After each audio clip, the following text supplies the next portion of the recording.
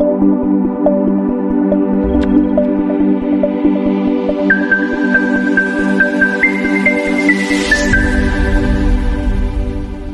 book lovers, my name is Carrie and this is Spines and Spoilers. Today I would like to discuss the books that I read during the summer months. Let me level with you.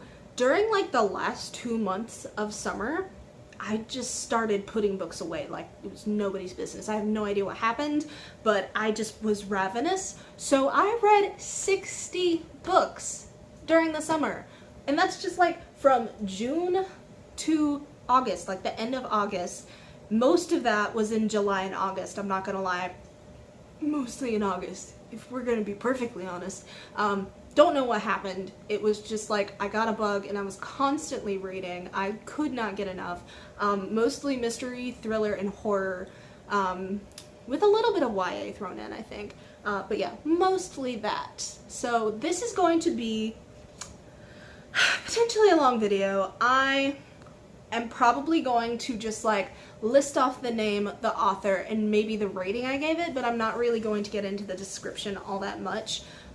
There might be like a tiny blurb, but I'm not going in depth about it. So if you want a more in-depth review of these books, maybe go talk to someone else. As for what I am reading and drinking, I'm filming this the same day as my TBR, so I am still drinking coffee with pumpkin spice and reading The Only One Left by Riley Sager.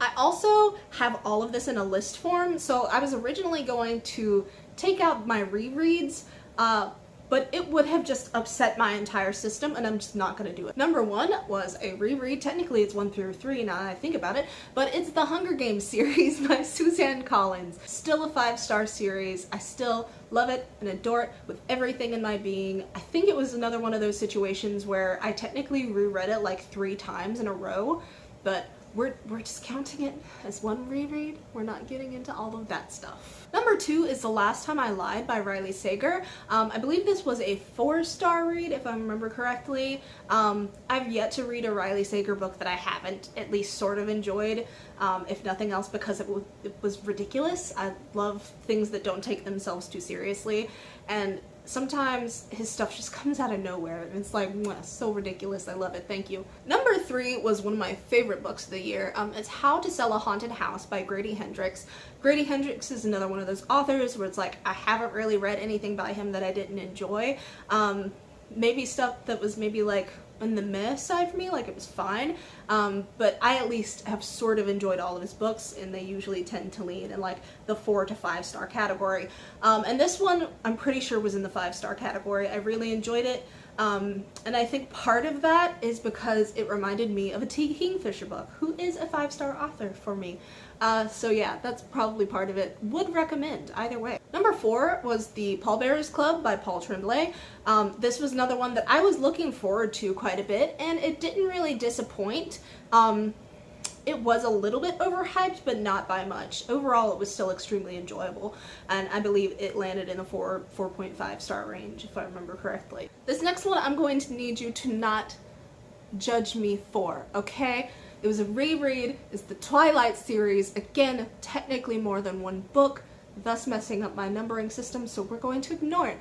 By Stephenie Meyers. Look, I am trash for this book. I'm aware of that, but it's just one of those things that I really love to hate and hate to love, to be perfectly honest. It's just one of those series, like the Selection series. That book, total trash. No offense to the people who love it, but that entire series, total trash. Loved every minute of it. Can't get enough. Probably reread that one in the future, honestly. But yes, to those who know what it means, I'm a total rat. Find me in the group.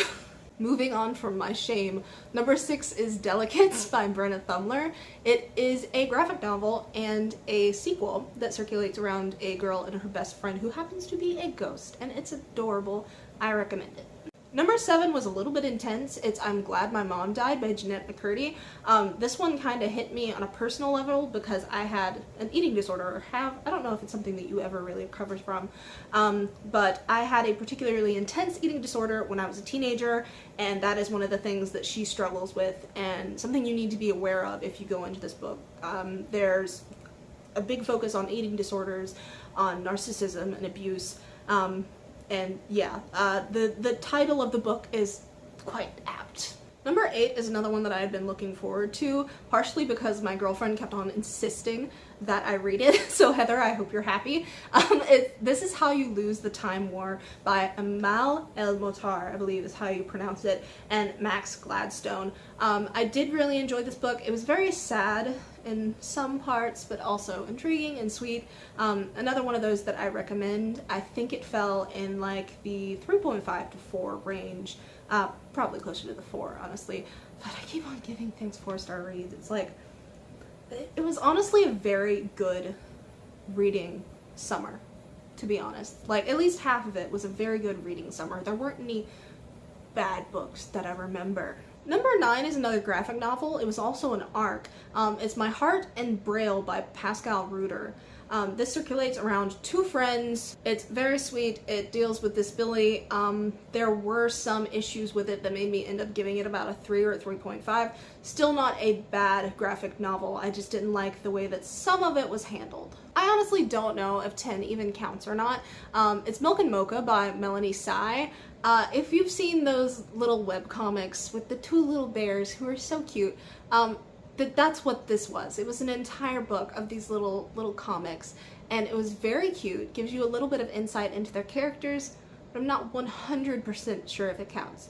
But it's on the list, so I'm counting it, because I'm not messing up my numbers.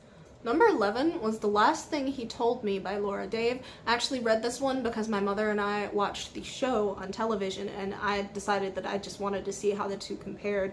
It ended up being pretty good. I think it fell in like the 4-star range as well, maybe 3.5 or 4 stars. Number 12 was another graphic novel and arc. It's Fat Witch Summer by Lizzie Ives. It was really enjoyable. I do recommend this one. It's about a 4-star read. And yeah, if you enjoy graphic novels, then you'll probably enjoy this one. It's also obviously very witchy and fat positive. I wasn't entirely impressed with number 13. It's Secluded Cabin Sleep 6, which is a tongue twister by Lisa Unger. It was okay. I think I gave it a 2.5 or a 3 because honestly some of it just dragged on. There was so much of it that wasn't even necessary. It was like Stephen King pre-editing in some parts, like just tangents as far as the eye can see. Number 14, however, was much better. It was What Lies in the Woods by Kate Alice Marshall. I love a Kate Alice Marshall book. This was no exception. I think it fell in the 4 to 4.5 star range, probably 4.5 honestly. And yeah. Number 15 was an older book. It's Murder on the Links by Agatha Christie. I had read a couple of her books in the past and decided I just wanted to give another one a try, and this one was just as good as those. Still around like the 3.5 to 4 range. There's a reason it's a classic though, so I didn't want to give it too low of a score. It is still really good. It holds up. Number 16 is Wrong Place, Wrong Time by Gillian McAllister. I apparently like Gillian McAllister's work. I'm reading one of her other books at the moment. This one was such a creative concept. I'm a little iffy on time travel a lot of the time, but this one, I don't know, it had an interesting enough concept and was a little bit Groundhog's Day, but it was able to hold up. I think I gave it around a 4 star, something like that. There are too many 4 stars. This has got to be messing up my rating system. Number 17, I swear that I enjoyed it while I was reading it, but I don't remember a single thing about it now, so it's gonna bump down its score. It's Danger is Everywhere by David O'Harity. Hey guys, this is way future me. I just want to clarify, Danger is Everywhere was actually a memoir, but also a comedy, and I didn't remember it because it was kind of something that was read very casually with my stepdaughter, and it is extremely funny, and I would recommend looking it up and giving it a try. It's just not one of those things where I sat down and like read it all in one sitting or anything like that. It wasn't life-changing. It was funny. It was an enjoyable read. But yeah, that's all I've got. It was not, as I thought it was at this point in time, a murder mystery. Yeah. Number 18 is one that I've been meaning to read for a while. It's What If It's Us by Adam Silvas and Becky Albertalli, which I cannot talk today. Oh my goodness. Anyway, it was very good, better than I expected it to be, honestly. and of course fell in the 4 to 4.5 star range because I read so many good books. Number 20 is The Sorority Murder by Alison Brennan. I think I gave this one about a 4 star, I believe. If it is the book that I'm thinking about. See, this is the issue with reading so many books around the same time period, is that some of them just start to squish together in your head. Hi there, future me again. So no, it was not the book that I was thinking of. The issue here was that I read several murder mysteries in a row, and they started to bleed together. Anyway, I gave this book a 2.5 because I thought it was kind of utterly forgettable and uninteresting. And yeah, that may be partially because of me. I could be at fault, but ultimately I didn't find anything about this book that stood out. As you can see, like, I could not remember anything about it at all. I didn't think it was particularly unique. Not to say anything against the author. I'm sure that a lot of people enjoy this book. No offense. Number 21 and 22 are The Inheritance Games and The Hawthorne Legacy by Jennifer Lynn Barnes. I technically did read the third one as well, but all of this is in chronological order, so that'll be later on. Yeah, this series honestly lives up to the hype. I don't know what to tell you. It might be a little bit overhyped, but overall very good. I just noticed that my ring light hasn't been on this entire time. I've had it plugged into my computer, draining its life, and I haven't even had it on. So yeah, hopefully that's a little better and you can see things a little more clearly. Number 23 is The First to Die at the End by Adam Silvis. I enjoyed the first book in this little duology, and I enjoyed the second. I think it gives a very interesting retrospective look at how all of this began. Number 24 was In My Dreams I Hold a Knife by Ashley Winstead. I thought this one had a very interesting concept and followed through pretty well. So yeah, it fell around the 4-star range. Number 25 is Horror Store by Grady Hendrix. I thought that I had already read every Grady Hendrix book up to this point, and that I had already read Horror Store, but apparently that was not a case, not the case rather, and it ended up being about a 4.5. Very disturbing at some points, I'm not gonna lie. One of his more disturbing books, but I did enjoy it, and I think it deserves about a 4.5. Number 26 is Don't Open the Door by Alison Brennan. This is another book. It is the sequel to The Sorority Murder, and actually made me remember, no, I didn't like that book that much, actually. It was really boring. I was thinking of another book, so that's entirely my bad. They both got about a 2.5 or a 3-star. Number 27 was better, though. It was A Flicker in the Dark by Stacey Willingham. I've read 2 of her books thus far, and I actually really enjoy her writing, and I plan on reading any of the books that she puts out in the future, so hopefully that trend will continue. Number 28 is the 3rd book in the Sheet series. It's Lights by Brenna Thumler. Sorry. Things are getting mixed up in my brain. But yes, it's a sequel to Delicates, and again, adorable. It's probably my favorite one in the trilogy.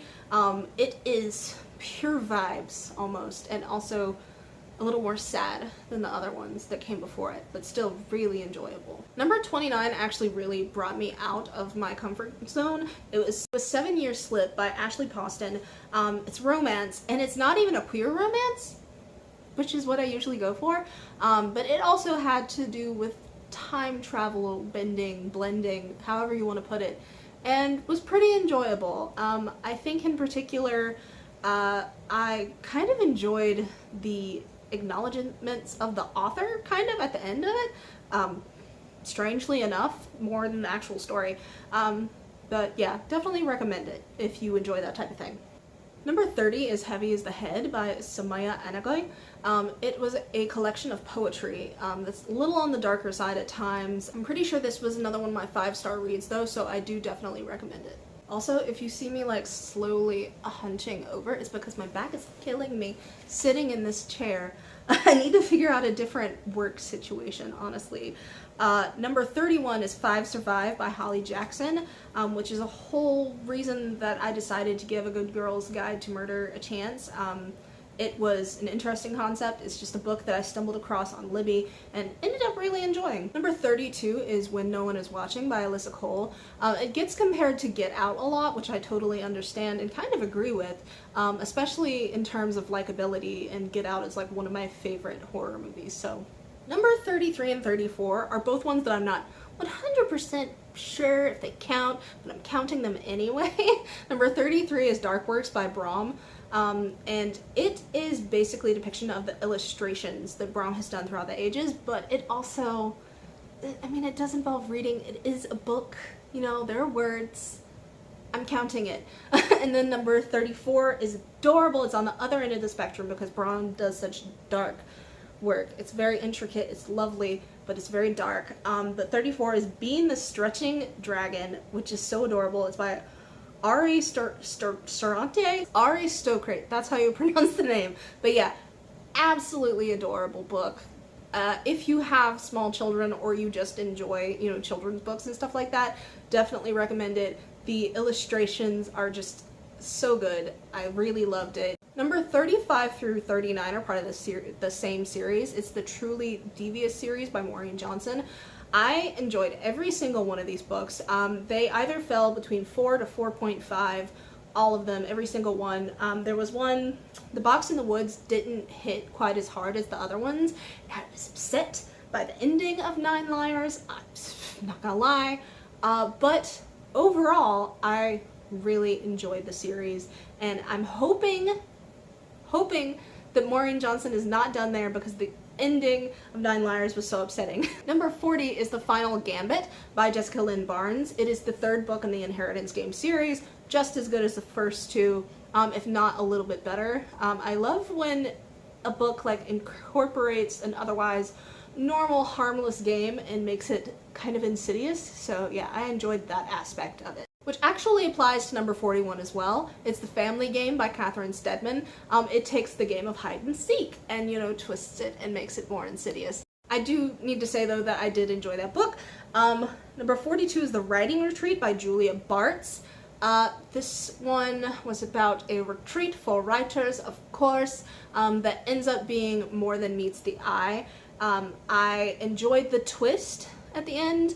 I did kind of want to see it to go a different way, I'm not gonna lie, but I enjoyed it all the same. I just noticed that I haven't been holding up any of the physical books that I have. Number 43 is The Book of Life by Deborah Harkness. It was honestly a bit of a disappointment, and I'm so sad about it. These books, I feel like I would have loved them, absolutely adored them as a teenager, but maybe not so much as an adult, which is sad, because I want to like them. There's so much in them that I should like, honestly.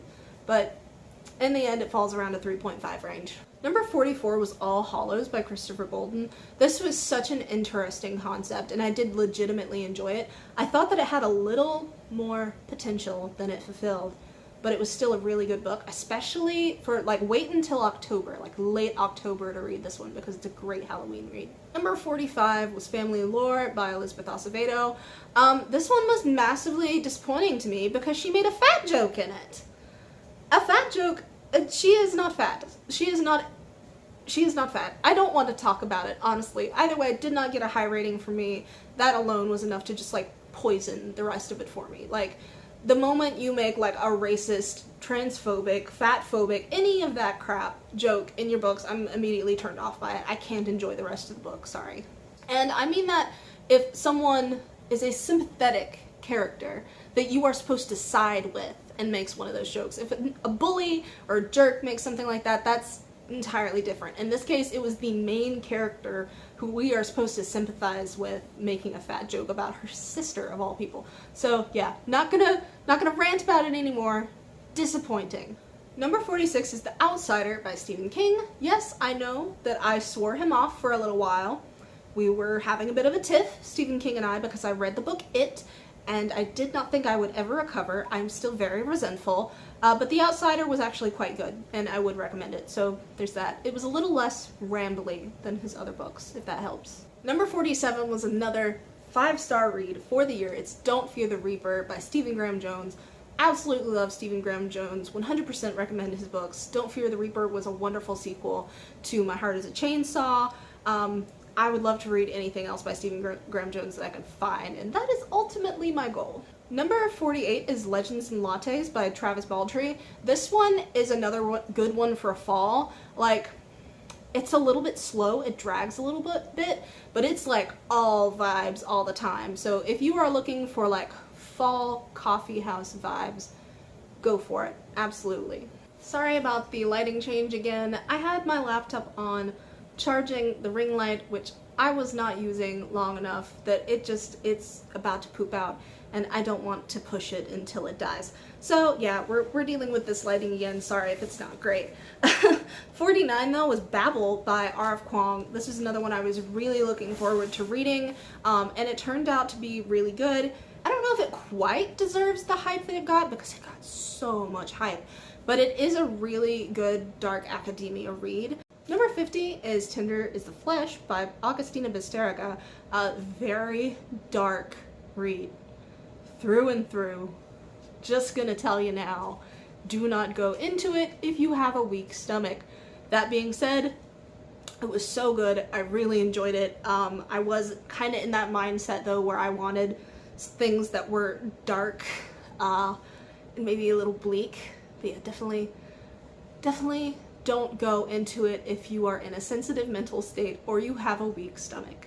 Number 51 is another 5-star. It's The Bewitching of Evelyn Jones by Phil Hicks. I really love these books. Any of the Evelyn Jones books, they're technically middle grade, I believe, but so enjoyable. Great for fall vibes once again, or like Halloween vibes, that kind of thing.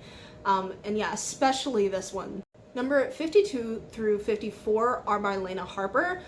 They're Payback's a Witch, From Bad to Cursed, and Back in a Spell. And they're all part of the same series and circulate around different characters, basically.